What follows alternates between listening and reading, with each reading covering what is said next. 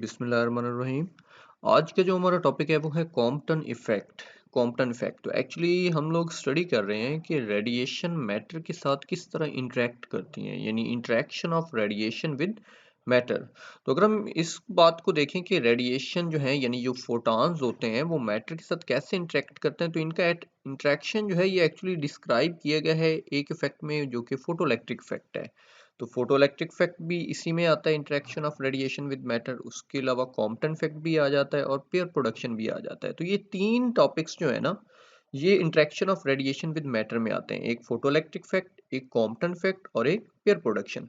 अब अगर मैं तीनों में तीनों को थोड़ा सा डिफ्रेंशिएट करूं तो देखें, फोटोइलेक्ट्रिक इफेक्ट जो होता है उसमें भी क्या होता है कि जो रेडिएशन है वो स्ट्राइक करवाई जाती हैं। यानी एक फोटो ट्यूब होगी, उसमें दो इलेक्ट्रोड होंगे, एनोड और कैथोड। कैथोड के ऊपर रेडिएशन या फोटोन को स्ट्राइक करवाया जाएगा, लेकिन वहां पर जो रेडिएशन यूज की जाती हैं वो लो एनर्जी रेडिएशन होती हैं, वो लो एनर्जी फोटॉन्स होते हैं और वो यूवी रेज होती हैं, यानी कि अल्ट्रा वायलेट रेज होती हैं, जिनके वो फोटॉन होते हैं, जिन्हें लो एनर्जी रेज कहते हैं। अब अगर मैं कॉम्पटन इफेक्ट की बात करूं तो कॉम्पटन इफेक्ट में हाई एनर्जी रेज यूज की जाती हैं, यानी एक्स रेज को यूज किया जाता है, ये हाई एनर्जी रेज कहलाती हैं।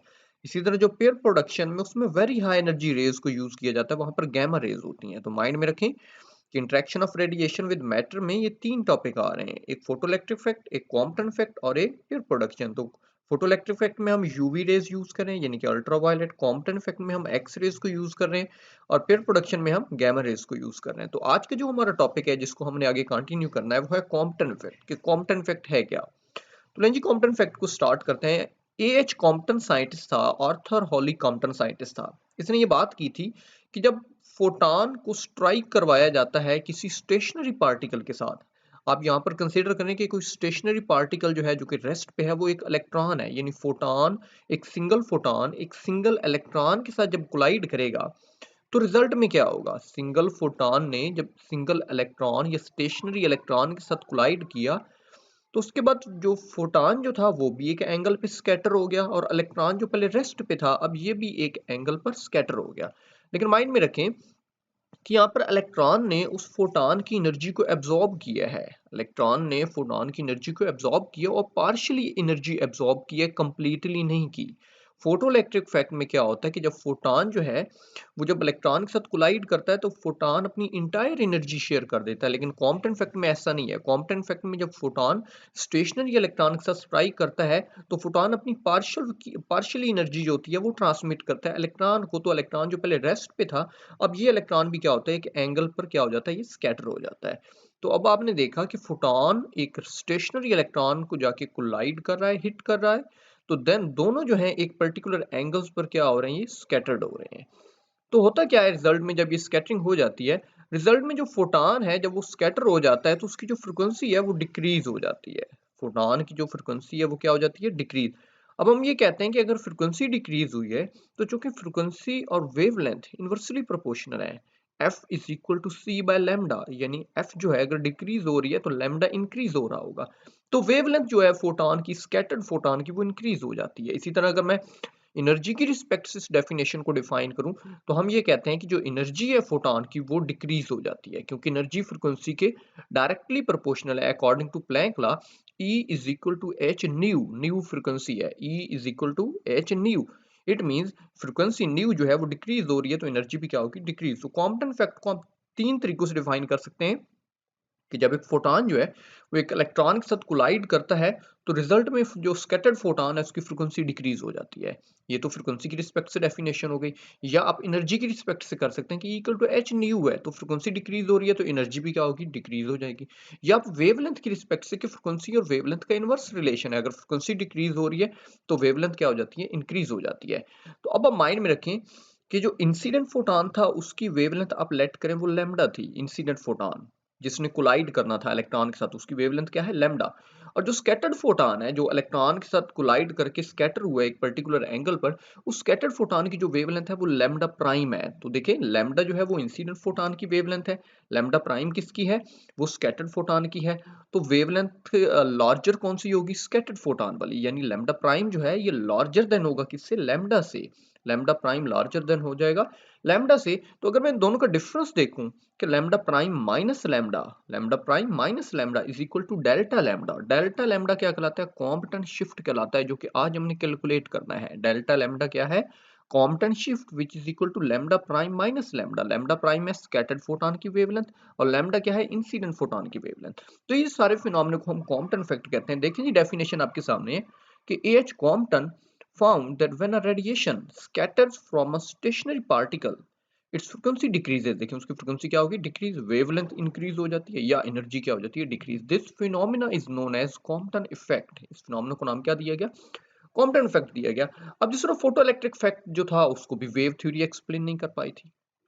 वेव थ्योरी यानी क्लासिकल थ्योरी या इलेक्ट्रोमैग्नेटिक वेव थ्योरी इसको कहते हैं। फोटो इलेक्ट्रिक इफेक्ट को भी क्लासिकल थ्योरी जो थी वो एक्सप्लेन नहीं कर सकी थी। कॉम्पटन इफेक्ट को भी नहीं कर सकती। कॉम्पटन इफेक्ट में क्लासिकल थ्योरी कहती थी कि फ्रीक्वेंसी को डिक्रीज नहीं होना चाहिए, फ्रीक्वेंसी को इंक्रीज होना चाहिए। ये देखें कि because according to wave theory the frequency of the scattered radiation should not decrease, वो डिक्रीज नहीं होनी चाहिए इन कॉम्पटन एक्सपेरिमेंट। अब हम क्या कर रहे हैं कि कॉम्पटन एक्सपेरिमेंट मैंने आपको कहा कि आप फोटॉन को स्ट्राइक करवा रहे हैं इलेक्ट्रॉन के साथ, तो इलेक्ट्रॉन जरूर किसी न किसी मटेरियल के हैं जिसको हम टारगेट मटेरियल कह रहे हैं। हम यहाँ पे अपना टारगेट मटेरियल जो है वो ग्रेफाइट ले रहे हैं। ग्रेफाइट के जो पार्टिकल्स हैं वो हम ले रहे हैं कि उनमें से कोई इलेक्ट्रॉन जो है वो एक स्टेशनरी पार्टिकल है। माइंड में रखिएगा ग्रेफाइट एक पार्टिकल, ये एक टारगेट पार्टिकल एस्यूम कर रहे हैं, ये टारगेट मटेरियल है जिसके अंदर जो है पार्टिकल इलेक्ट्रॉन एस्यूम किया जा रहा है। इलेक्ट्रॉन जो है वो रेस्ट पे है तो फोटॉन आके इसके साथ कोलाइड करेगा। तो अब आगे देखें in Compton experiment an X-ray beam of particular wavelength lambda, ये इंसिडेंट फोटॉन जो है, जो एक्सरे के अंदर फोटॉन होंगे उनकी wavelength lambda incident photon falls on graphite target T, graphite target पर ये जाके हिट करेंगे जैसा कि आपके सामने ये फिगर में शो हो रहा है। देखें this scattered beam has been detected, और ये जो अब बीम स्कैटर्ड हो जाएगी, एक्सरे बीम जो है, ये फोटॉन्स जो है ये एक पर्टिकुलर एंगल पर स्कैटर्ड होंगे। इनको डिटेक्ट किया जाता है ये स्कैटरिंग एंगल फाई लेके। बहुत सारे ये एंगल्स होंगे स्कैटरिंग एंगल फाई, यानी एंगल चेंज होता जाए, स्कैटरिंग डिफरेंट एंगल्स पर होगी। इन शॉर्ट स्कैटरिंग जो है वो डिफरेंट एंगल्स पर होगी। तो देखें आपके सामने यहाँ पर एक फिगर में शो करवाया गया, ये देखें कि ये जो स्कैटरिंग एंगल है एंगल फाई, ये स्कैटरिंग एंगल है फोटॉन का। माइंड में रखिएगा फोटॉन का, इलेक्ट्रॉन का नहीं है। इलेक्ट्रॉन का जो हम कंसीडर करेंगे वो उससे मैं थीटा का नाम दूंगा जी, लेकिन जो फोटॉन का है उससे हम क्या नाम दे रहे हैं? फाई का, स्कैटर्ड फोटॉन का। तो स्कैटरिंग जो है जब वो 0 डिग्री हो, स्कैटर्ड एंगल जो है वो जीरो, क्या मतलब है scattered angle 0 degree? It means कि फोटॉन जो है वो स्टेशनरी इलेक्ट्रॉन के साथ कोलाइड करे और वो एक कोई एंगल ना बनाए, इससे कहते हैं हम हेड ऑन कोलिजन कहते हैं। हेड ऑन कोलिजन हो रहा हो कि फोटॉन सीधा इलेक्ट्रॉन के साथ स्ट्राइक करे और दोनों स्ट्रेट लाइन में आगे जाएं, स्ट्रेट लाइन में एंगल 0 हो। तो यहाँ पर देखें तो यहाँ पर एक ग्राफ आपके सामने शो करवाया गया है जो कि वेवलेंथ और इंटेंसिटी के बिटवीन है, वेवलेंथ और इंटेंसिटी के बिटवीन। तो लैम्डा और इंटेंसिटी के बिटवीन, तो यहाँ पर देखिए आपको ये कर्व शो हो रही है, जिस कर्व की जो पीक बता रही है ये वाली, कि ये लैम्डा नॉट क्या है? लैम्डा नॉट इंसिडेंट फोटॉन की वेवलेंथ को कहा गया है। लैम्डा नॉट आप समझ लें या लैम्डा कह लें, क्लियर? तो लैम्डा नॉट इंसिडेंट या इसे मैक्सिमम वेवलेंथ कभी कहा गया कि उस वक्त वेवलेंथ क्या होगी? मैक्सिमम होगी। लेकिन अगर स्कैटरिंग जो है वो 90 के एंगल पर हो, फोटॉन जो है वो 90 के एंगल पे जाए, परपेंडिकुलर वो मूव करे, इलेक्ट्रॉन से हिट करे और परपेंडिकुलरली वो आगे स्कैटर्ड हो जाए। तो यहाँ पर देखिए यहाँ पर दो पीक्स आ रही हैं, एक लैम्डा नॉट, एक लैम्डा प्राइम। अब ये लैम्डा नॉट क्या? लैम्डा नॉट इंसिडेंट फोटॉन वाली है और लैम्डा प्राइम जो है ये स्कैटर्ड फोटॉन वाली है। तो यहाँ पर देखें स्कैटरिंग जो है वो पीक मैक्सिमम आ रही है। इसी तरह जब स्कैटरिंग एंगल 45 का हो तो यहाँ पर देख लें पीक जो इंसिडेंट और जो स्कैटर्ड फोटॉन है उन दोनों की पीक्स देख लें। इस तरह 135 डिग्री पर भी इनका बिहेवियर शो करवाया गया है। तो यहाँ पर मैंने ये बात कर दी है। तो आगे देखिए we see that incident beam consist of a single wavelength. मैंने आपको पहले बताया कि जो एक्सरे या जो इंसिडेंट फोटॉन्स हैं उनकी वेवलेंथ को लैम्डा कहा गया, लेकिन जो स्कैटर्ड बीम है has two wavelength, lambda and lambda prime. Scattered beam जो है वो हमारे पास उसकी हम कह रहे हैं कि वो दो वेवलेंथ होंगी, एक लैम्डा और एक लैम्डा प्राइम। एक्चुअली लैम्डा हमारी इंसिडेंट वाली है और लैम्डा प्राइम जो है ये स्कैटरिंग फोटॉन की है। तो हम यहाँ से ये देख सकते हैं कि लैम्डा प्राइम ग्रेटर देन होगा लैम्डा से, ये लैम्डा प्राइम ग्रेटर देन होगा। और अगर मैंने डेल्टा लैम्डा निकालना हो तो डेल्टा, ये देखें लैम्डा यहाँ पे प्लस का, इधर आके क्या हो जाएगा? माइनस। तो lambda prime minus lambda is equal to delta lambda, और डेल्टा लैम्डा को हम नाम क्या देते हैं? Compton shift, clear? और ये कॉम्पटन शिफ्ट जो है ये डिपेंड कर रहा होता है स्कैटरिंग एंगल फाई के ऊपर। Phi, this shift varies with phi. तो अब हम इसको देखते हैं कि इसको क्वांटम थ्योरी किस तरह एक्सप्लेन करती है, कॉम्पटन इफेक्ट को क्वांटम थ्योरी। तो इसके लिए देखिए आपके सामने हम एक यहाँ पर एक फिगर जो है वो शो करवा रहा हूँ। तो इस फिगर में देखें ये एक स्टेशनरी पार्टिकल इलेक्ट्रॉन है, क्लियर, जो कि ग्रेफाइट मटेरियल का पार्टिकल है, ये स्टेशनरी पार्टिकल है इलेक्ट्रॉन, और इसके साथ यहाँ पर एक सिंगल फोटॉन जो है ये यहाँ कर स्ट्राइक कर रहा है, सिंगल फोटॉन। अब फोटॉन जो है ये देखें इसके पास एनर्जी भी है और मोमेंटम भी है। एनर्जी इसकी देख लें E equal to H nu, और मोमेंटम जो है H nu by C. Mind में रखिएगा कि फोटॉन की एनर्जी भी है और मोमेंटम भी है, लेकिन फोटॉन जो है ये एक मैसलेस पार्टिकल होता है, इसका मैस नहीं है। माइंड में रखें कि इसका मैसलेस पार्टिकल है, मैस इसका नहीं होता, एनर्जी भी होती है और मोमेंटम भी होता है। तो ये देखिए एक फोटॉन जो था, इंसिडेंट फोटॉन, जिसकी वेवलेंथ लैम्डा है, माइंड में रखिए इसकी वेवलेंथ भी कितनी है, लैम्डा, ये जाकर स्ट्राइक कर रहा है एक स्टेशनरी इलेक्ट्रॉन के साथ। तो जब स्टेशनरी इलेक्ट्रॉन के साथ इसने हिट किया तो फोटॉन ने अपनी पार्शियली एनर्जी इसको ट्रांसमिट की, इसको शेयर कर दी। पार्शियली एनर्जी, सारी की सारी नहीं, इंटायर एनर्जी नहीं शेयर कर रहा, बल्कि अपनी हाफ एनर्जी ये शेयर कर रहा है, पार्शियली अमाउंट ऑफ एनर्जी इसने इसको शेयर की। इलेक्ट्रॉन पहले रेस्ट पे था, अब क्या हुआ कि इलेक्ट्रॉन एक पर्टिकुलर एंगल थीटा, ये थीटा जो है पर्टिकुलर एंगल थीटा पर ये भी क्या हो गया, यहाँ से यहाँ पे ये स्कैटर्ड हो गया, और फोटॉन भी एक पर्टिकुलर एंगल फाई पर यहाँ से इधर स्कैटर्ड हो गया। तो ये देखें स्कैटरिंग हो रही है डिफरेंट, ये एक एंगल फाई जो है ये फॉर फोटॉन है, और एंगल थीटा जो है ये किसके लिए, ये फॉर इलेक्ट्रॉन है। तो ये देखें, तो अब फोटॉन की जो एनर्जी है, अब हमें पता है कि फोटॉन की फ्रिक्वेंसी डिक्रीज हुई है तो एनर्जी भी डिक्रीज हो जाएगी। इंसिडेंट फोटॉन की एनर्जी ये ज्यादा थी, लेकिन जो स्कैटर्ड फोटॉन है इसकी एनर्जी डिक्रीज हो रही है, उससे कम है, तो इसको हम एक नया नाम देते हैं, इसको प्राइम के साथ रिप्रेजेंट करते हैं कि E prime is equal to H nu prime. E prime is equal to H, H Planck constant है, उस कांस्टेंट पे तो कोई इफेक्ट नहीं होगा, लेकिन फ्रीक्वेंसी जो है वो डिक्रीज हो जाएगी, तो न्यू को भी हमने न्यू प्राइम कह दिया। तो इसी तरह मोमेंटम भी देखें तो P prime is equal to H nu prime by C. तो चूंकि न्यू प्राइम डिक्रीज हो रहा है तो मोमेंटम भी ऑब्वियसली क्या हो जाएगा, यहाँ से डिक्रीज हो जाएगा। तो ये तो हो गया फोटॉन का, आपको पता चल गया कि इंसिडेंट फोटॉन के पैरामीटर्स ये वाले हैं, एनर्जी और मोमेंटम। इसी तरह जो स्कैटर्ड फोटॉन है उसकी एनर्जी और मोमेंटम के पैरामीटर ये वाले हैं, ओके। इसी तरह इलेक्ट्रॉन को देखें, तो इलेक्ट्रॉन चूंकि पहले रेस्ट पे था तो उसका रेस्ट मास जो कंसीडर हो रहा था वो एम नॉट था, एम नॉट, ओके हो गया। तो इसकी जो एनर्जी थी according to quantum theory, according to quantum theory, classical theory के अकॉर्डिंग नहीं बात कर रहा, बल्कि क्वांटम थ्योरी के अकॉर्डिंग मैं बात कर रहा हूँ कि क्वांटम थ्योरी के अकॉर्डिंग इसकी जो एनर्जी थी बिफोर द कोलिजन, वो हम कहते हैं कि वो एम नॉट सी स्केयर है। कितनी है, एम नॉट सी स्केयर, यानी कंपेरेबल टू द वो लाइट से वो मूव कर रहा है, लाइट एनर्जी से वो मूव कर रहा है, एम नॉट सी स्केयर। लेकिन जब इलेक्ट्रॉन फोटॉन ने अपनी एनर्जी से शेयर की और ये स्कैटर हो गया पर्टिकुलर एंगल थीटा पर, तो अब इसकी जो एनर्जी होगी वो equal to M C square हो जाएगी। एनर्जी क्या होगी, एम सी स्क्वेयर, और उसका मोमेंटम देखिए तो वो क्या बनेगा, P equal to M V, ये उसका मोमेंटम बन गया, एम वी। अच्छा, तो अब माइंड में रखें, अब हमने एनर्जी और मोमेंटम दोनों के देखे हैं, इलेक्ट्रॉन का भी देखा और फोटॉन का भी देखा है। अब हम जो मोमेंटम है स्पेशली, क्योंकि हमने कैलकुलेशन में लीनियर मोमेंटम से डील करना है, तो हम मोमेंटम को उसके रेक्टेंगुलर कंपोनेंट्स में रिजॉल्व करते हैं। लीनियर मोमेंटम जो है दोनों का, इलेक्ट्रॉन का भी और फोटॉन। तो सबसे पहले फोटॉन को देखें, ये मोमेंटम है H nu prime by C.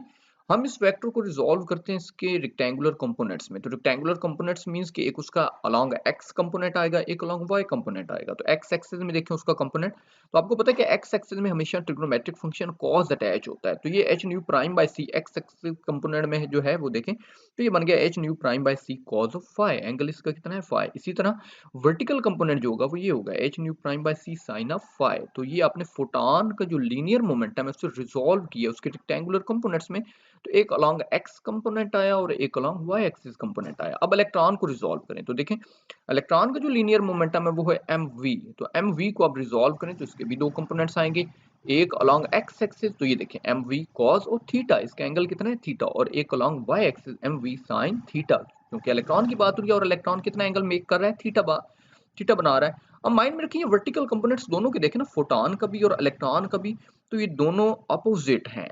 तो ये माइंड में रखिएगा, ये मैग्नीट्यूड में इक्वल होंगे, डायरेक्शन में क्या होंगे, ये दोनों ऑपोजिट होंगे। तो कैलकुलेशन में मैं जब y कंपोनेंट बात करूंगा तो मैं नेगेटिव साइन यूज करूंगा क्योंकि उनकी डायरेक्शन क्या है, ऑपोजिट है, ओके हो गया।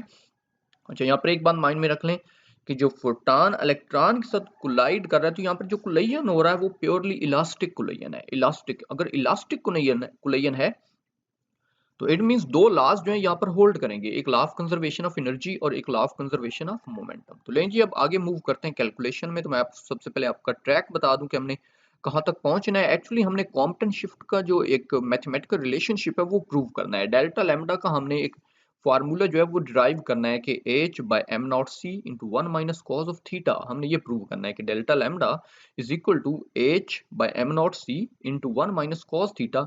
तो यहाँ तक हमने पहुंचना कैसे है, इसके लिए मैं आपको पहले ट्रैक बता रहा हूँ।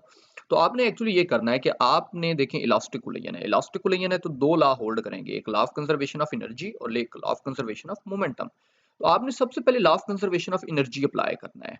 तो law of conservation of energy apply करेंगे, थोड़ा उसको और सिंप्लीफाई करेंगे तो वो एक इक्वेशन बन जाएगी, वो माइंड में रख ले, वो हमारी एक बन गई इक्वेशन वन। कौन सा लॉ अप्लाई किया है? Law of conservation of energy, और उसको हमने नाम क्या दे दिया? Equation one. इसी तरह अब आगे फर्दर आप law of conservation of momentum को दो दफा अप्लाई करेंगे, एक अलॉन्ग एक्स एक्सिस, एक अलॉन्ग वाई एक्सिस। तो जब आप law of conservation of momentum along X axis apply करेंगे तो वो हमारी इक्वेशन टू बन जाएगी। इसी तरह law of conservation of momentum जो है वो जब यहाँ पे अप्लाई करेंगे अलॉन्ग वाई एक्सिस तो वो इक्वेशन थ्री बन जाएगी। अभी तक देखिए तीन इक्वेशन बन चुकी हैं। पहली कहाँ से बनी है? Law of conservation of energy से, दूसरी law of conservation of momentum along X axis, तीसरी law of conservation of momentum along Y axis. अब ये जो सेकंड और थर्ड है, दूसरी और तीसरी, इन दोनों को आपने ऐड करना है। ऐड किस तरह करना है कि इनका पहले स्क्वायर लेना है, सेकंड और थर्ड इक्वेशन का, जो कि आपने law of conservation of momentum apply किया अलॉन्ग एक्स एक्सिस भी और अलॉन्ग वाई एक्सिस भी। तो आपने इनका स्क्वायर लेना है और इनको ऐड करना है। तो आप जब स्क्वायर और सम लेंगे और यानी आप इसको ऐड कर लेंगे स्क्वायर लेके, तो एक नई इक्वेशन बनेगी, उसे हम फोर का नाम देंगे। तो देखें, पहली law of conservation of energy से आई, दूसरी मोमेंटम, दूसरी और तीसरी मोमेंटम की थी along X axis along Y axis, दोनों को सेकंड और थर्ड को आपने स्क्वायर लेके ऐड किया तो एक नई बनी, उसे फोर्थ का नाम दे दिया। अब ये जो फर्स्ट और फोर्थ है, अब आपने फोर्थ में से फर्स्ट को सब्ट्रैक्ट कर देना है, फोर्थ में से फर्स्ट को सब्ट्रैक्ट कर देना है। तो देखिएगा आपके पास वो रिलेशन प्रूव हो जाएगा, डेल्टा लैम्डा जो है कॉम्पटन शिफ्ट वाला मैथमेटिकल फॉर्म जो है वो प्रूव हो जाएगी। तो लें जी, अब हम इसको आगे प्रोसीड करते हैं। तो अब हम कैलकुलेशन की तरफ मूव करते हैं कि हमने सबसे पहले law of conservation of energy लगाना है। तो उससे पहले मैं आपको कुछ इसकी टर्म्स जो है पहले ही डिफाइन करवा चुका हूं, अब अगेन थोड़ा सा मैं आपको रिव्यू करवा देता हूं। ये देखें, energy of photon before collision, photon की बात हो रही है, कोलिजन से पहले उसकी एनर्जी क्या थी? एच न्यू, फिगर में देख सकते हैं, ये देखें ये थी, ये इक्वल टू एच न्यू, और मोमेंटम देख लें एच न्यू बाई सी। इसी तरह energy of electron before collision, तो मैंने आपको बताया एम नॉट सी स्क्वायर, यहाँ पे M not C square, rest mass की बात हो रही है, एम नॉट सी स्क्वायर। इस तरह energy of electron after collision, तो वो M C square. Okay, energy photon की क्या थी? H nu before collision, after collision क्या है? H nu prime. और इलेक्ट्रॉन की देखें तो कोलिजन से पहले की energy M not C square है और आफ्टर कोलिजन क्या है? M C square. तो लें जी, हम सबसे पहले पहली इक्वेशन की तरफ चलते हैं, हम अप्लाई करते हैं law of conservation of energy को। तो law of conservation of energy कहता है total energy before collision is equal to total energy after collision. Total energy में दो चीजें हैं, एनर्जी एक इलेक्ट्रॉन की है, एक फोटॉन की है। तो ये देखिए, ये फोटॉन की एनर्जी है एच न्यू, और ये प्लस इलेक्ट्रॉन की है before collision M not C square is equal to total energy after collision. Total energy में भी दो चीजें हैं, एक फोटॉन की और ये वाली किसकी है? इलेक्ट्रॉन की है। और मैंने कहा था कि आपने इसको थोड़ा सा सिंप्लीफाई करना है, तो आप क्या करें, ये जो एच न्यू प्राइम ये प्लस वाली टर्म है, इसको राइट इधर लेफ्ट हैंड साइड पे मूव करवाएं। तो ये देखिए, ये माइनस में आ गई, माइनस एच न्यू प्राइम, और ये टर्म एज इट इज, और राइट हैंड साइड पे ये जो एम सी स्क्वायर है ये भी एज इट इज। अब हमें पता है न्यू, न्यू जो है ये फ्रिक्वेंसी है, फ्रिक्वेंसी क्वांटम मैकेनिकली इसे फ्रिक्वेंसी कहते हैं, क्वांटम मैकेनिक्स में फ्रिक्वेंसी को न्यू से रिप्रेजेंट करते हैं, बट क्लासिकल में इसे स्मॉल एफ से रिप्रेजेंट करते हैं। तो न्यू चूंकि क्वांटम मैकेनिकल फ्रिक्वेंसी है, वो फ्रिक्वेंसी इक्वल होती है सी बाय लैम्डा। ये देखिए सी बाय, तो हमने यहाँ पे न्यू की जगह पुट कर दिया सी बाय लैम्डा, और न्यू प्राइम की जगह C by lambda prime. Lambda prime scattered photon की वेवलेंथ है और लैम्डा क्या है? इंसिडेंट फोटॉन की वेवलेंथ। तो और plus M not C square, और ये टर्म भी एज इट इज आ गई एम सी स्क्वायर। अब आप क्या करें, अब आप देखिए सी इधर भी है, इधर सब साइड पे सी है, तो सी कॉमन ले लें यहाँ से। तो सी को कॉमन लिया तो यहाँ पर ये बच गया एच बाय लैम्डा, यहाँ पर सॉरी मिसिंग है, एच बाय लैम्डा है, minus H by lambda prime, और plus M not C is equal to M C, C हमने कॉमन ले लिया। अब आपको पता है कि एम जो है रिलेटिविस्टिक मास जो है, according to special theory of relativity, M जो रिलेटिविस्टिक मास है ये इक्वल इसके होता है M naught divided by square root of 1 minus V square by C square. तो m की जगह आपने ये वैल्यू पुट कर दी है, देखें यहाँ पर। अब आपने, मैंने कहा था इसको थोड़ा सिंप्लीफाई करना है, तो अब हम दोनों साइड का स्क्वायर लेते हैं, क्लियर, राइट हैंड साइड का भी, इधर का भी, और लेफ्ट हैंड साइड का भी। तो दोनों का स्क्वायर लें तो देखिए ये बना h by lambda minus h by lambda prime plus M not C whole का स्क्वायर, और इधर भी स्क्वायर लिया तो स्क्वायर ने स्क्वायर रूट को एलिमिनेट कर दिया, तो ये देखा हमने उसको इस फॉर्म में लिख लिया 1 minus V square by C square. अब इस टर्म को, ये जो लेफ्ट हैंड साइड पे इस टर्म को आपने एक्सपेंड करना है, और अब आपने यहाँ पर फार्मूला अप्लाई करना है। इस टर्म को a कंसिडर करें, इसको b, इसको c, यानी a plus B plus c का स्क्वायर। तो a plus B plus c का स्क्वायर इक्वल होता है, माइंड में रख लें, a square plus B square plus C square plus 2ab plus 2bc plus 2ca। Again एक दफा रिपीट कर रहा हूँ, a plus B plus C का square equal to A square plus B square plus C square plus 2ab plus 2bc plus 2ca। तो left hand side पे मैं ये फार्मूला अप्लाई कर रहा हूँ। देखिए मैंने फार्मूला ओपन अप्लाई करके यहाँ से एक्सपेंड किया। देखिए ये ए स्क्वायर तो H square by lambda square plus B square, ये देखिए plus H square by lambda prime square plus C square तो M not square C square plus 2ab। A plus वाली टर्म में B minus, तो वो plus minus minus हो जाएगा जब मैं अप्लाई करूंगा प्लस 2ab, तो वो प्लस माइनस माइनस, तो ऊपर एच एच है तो वो 2h square by lambda lambda prime plus 2bc, तो ये प्लस वाली है माइनस वाली है फिर वो माइनस आ जाएगा 2h M not C by lambda prime और प्लस 2ca, सी वाली टर्म भी प्लस वाली है ए वाली भी प्लस वाली, तो प्लस प्लस प्लस, तो ये यहाँ पर ये टर्म और राइट हैंड साइड मेरी एज इट इज आई है। ओके हो गया। अब ये फर्स्ट वन वाली term as it is, second भी एज इट इज, और ये जो टर्म है 2h square by lambda lambda prime इसको हमने इधर कर लिया है क्लियर, और ये जो M not square C square है इसको हमने राइट हैंड साइड पे इधर शिफ्ट कर लिया और ये देखिए ये माइनस में आ गई। ओके हो गया। अब यहाँ पर ये टर्म जो है ये पहले हमने लिख लिया क्लियर, और ये वाली टर्म हमने बाद में लिख लिया, प्लस वाली पहले और ये वाली टर्म माइनस वाली, यानी इन दो टर्म्स को हमने बस रिप्लेस किया एक दूसरे से, इसको इधर कर दिया इसको इधर कर दिया। और ये हमने यहाँ पे इधर से M not square C square देखिए कॉमन ले रहे हैं राइट हैंड साइड से, राइट हैंड साइड से M not C square common लिया, ऊपर यहाँ पर 1 बच गया, 1 over 1 minus V square by C square minus 1। और यहाँ से ये जो दो टर्म्स हैं ऊपर न्यूमिनेटर में देखें ना तो 2h एम नॉट सी, इधर भी 2h एम नॉट सी, तो यहाँ से ये कॉमन लिया इनसाइड, ये बच गया 1 bye lambda minus 1 bye lambda prime. और यहाँ से इनका एलसीएम ले रही है, तीन टर्म एज इट इज लेके चल रहे हैं ये वाली तीन, यहाँ से इनका एलसीएम लिया तो देखिए lambda prime minus lambda divided by lambda lambda prime, और यही lambda prime minus lambda actually Compton shift है इक्वल टू डेल्टा लैम्डा होगा, बाद में मैं इसे पुट कर दूंगा। तो यहाँ पर राइट हैंड साइड का भी देखें, राइट हैंड साइड में भी हम एलसीएम ले रहे हैं, तो 1 माइनस इस 1 के साथ ये टर्म जो है ये मल्टीप्लाई हो जाएगी, तो ये देखिए ये 1 1 1 और ये माइनस माइनस प्लस बन जाएगा V square by C square, और ये ऑलरेडी कॉमन लिया हुआ है तो ये प्लस 1 और माइनस 1 क्या हो जाएगा कैंसिल हो जाएगा, तो V square by C square ये बच गया और ये M not square C square बच गया। अब यहाँ पे देखें ये टर्म सारी एज इट इज, जो लेफ्ट हैंड साइड वाली है वो सारी एज इट इज लेके चल रहे हैं। अब ये सी स्क्वायर जो है इस सी स्क्वायर से क्या हुआ मल्टीप्लाई हुआ, और सॉरी डिवाइड हो गया, मतलब कैंसिल आउट हो गया, इस सी स्क्वायर ने इस सी स्क्वायर को कैंसिल आउट कर दिया, तो बाकी ये बच गया M not square V square divided by ये term as it is 1 minus V square by C square. अब ये जो टर्म है M not square divided by 1 minus V square C square, अगर आप ये देखें तो अभी हमने आपको यहाँ पर ये बताया ये फार्मूला, इसका स्क्वायर ले लेना दोनों साइड का, इसका M square is equal to M not square, तो अगेन वही, तो ये पूरी टर्म वो बन रही है, इसकी जगह मैं ये एम स्क्वायर लिख सकता हूँ। तो ये देखें यहाँ पर ये जो टर्म मेरी आ रही है ये वाली जो टर्म आ रही है इसकी जगह मैंने क्या लिख लिया एम स्क्वायर, इसको मैंने अब इक्वेशन 1 का नेम दे दिया। अब मैंने इसको स्टॉप किया तो मैंने कहा law of conservation of energy apply करेंगे, उसके बाद थोड़ा सिंप्लीफाई करेंगे और हम उसको एक इक्वेशन 1 का नेम दे देंगे, तो हमने इक्वेशन 1 का नेम दे दिया। अब हम दूसरा और तीसरा आपके माइंड में होगा कि अब हम law of conservation of momentum apply करते हैं अलोंग एक्स एक्सिस भी और अलोंग वाई एक्सिस। तो सबसे पहले मैं अलोंग एक्स एक्सिस अप्लाई करता हूँ। तो now according to law of conservation of momentum along x axis, law of conservation of momentum क्या कहते हैं, कहते हैं कि टोटल लीनियर मोमेंटम जो है दोनों पार्टिकल्स का, फोटॉन का भी और इलेक्ट्रॉन का, बिफोर कोलिजन वो इक्वल होगा total linear momentum of electron and photon after the collision. तो देखिए फोटॉन का तो लीनियर मोमेंटम बिफोर कोलिजन मैंने फिगर में डिफाइन करवाया था और वो ये था एच न्यू बाय सी, लेकिन इलेक्ट्रॉन का क्या है जीरो, क्योंकि इलेक्ट्रॉन रेस्ट पे पड़ा था। लीनियर मोमेंटम देखे ना उसका जीरो कैसे होगा कि लीनियर मोमेंटम होता है p equal to M V, और इलेक्ट्रॉन चूंकि रेस्ट पे है तो v क्या हो गया जीरो, तो लीनियर मोमेंटम उसका जीरो हो गया, h nu by C just ये फोटॉन का आया।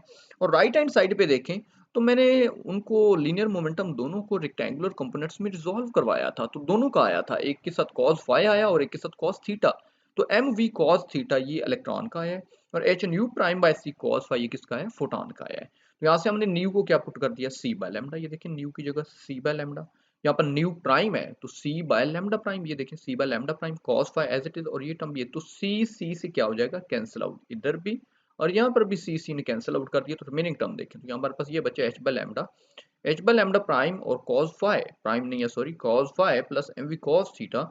ये टर्म जो ये प्लस वाली है इसको लेफ्ट हैंड साइड पे मूव करवाया तो ये देखिए नेगेटिव साइन में आ गई, तो इसको हमने क्या कह दिया इक्वेशन 2, सिंपल सा law of conservation of momentum along X axis apply किया और इसको नाम क्या दे दिया 2 का। अब 3 पे चले, law of conservation of momentum along Y axis, तो वाई एक्सिस में देखें तो वाई एक्सिस में चूंकि इनिशियल कोलिजन से पहले कोई वाई कंपोनेंट नहीं है, मैं आपको फिगर में लेके चल दिखा देता हूँ एक दफा। ये देखें यहाँ से ये कुलयन के बाद वाला सीन है, इधर वाला, ये कुलयन के बाद वाला है। और कुलयन से पहले कोई वाई कंपोनेंट नहीं है, ना इलेक्ट्रॉन का ना फोटॉन का, दोनों जीरो हैं। तो मतलब बिफोर कुलयन कोई वाई कंपोनेंट नहीं है, लेकिन आफ्टर कुलयन एक का अपवर्ड है फोटॉन का और इलेक्ट्रॉन का डाउनवर्ड है, तो दोनों नेगेटिव डायरेक्शन में होंगे, मतलब ऑपोजिट डायरेक्शन में होंगे। तो यहाँ पर देखें, तो अब हम अलॉन्ग वाई एक्सिस ये देखें, तो कुलयन से पहले दोनों का नहीं है, तो हमने 0 0 पुट कर दिया। और आफ्टर कुलयन देखें, एक का अपवर्ड था, ये फोटॉन का है, और ये इलेक्ट्रॉन का डाउनवर्ड था, तो बीच में साइन क्या आ गया, नेगेटिव आ गया, क्योंकि दोनों की डायरेक्शन क्या है, ऑपोजिट है। तो अब ये एम वी साइन थीटा, ये माइनस वाली टर्म है, इसको लेफ्ट हैंड साइड पे मूव करवाया तो प्लस में कन्वर्ट हो गई, तो एम वी साइन थीटा बच गया।